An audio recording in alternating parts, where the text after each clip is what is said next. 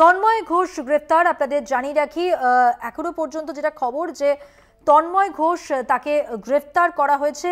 আপনাদের জানাবো কি কারণে তাকে গ্রেফতার করা হয়েছে।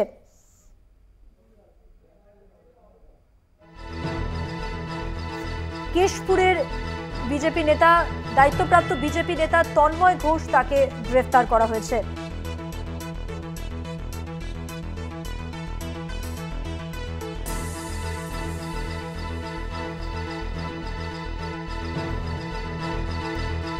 গ্রেফতার কেশপুরের বিজেপি নেতা তন্ময় ঘোষ।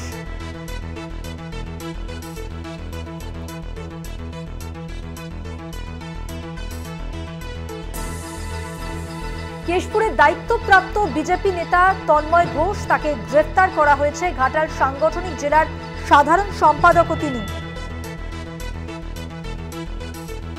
আগামী 5 তারিখ 25শে মে আমরা জানি নির্বাচন, তার আগে নির্বাচনী আবহে তন্ময় ঘোষ তাকে গ্রেফতার করা হয়েছে। কেশপুরের বিজেপি নেতা তন্ময় ঘোষ,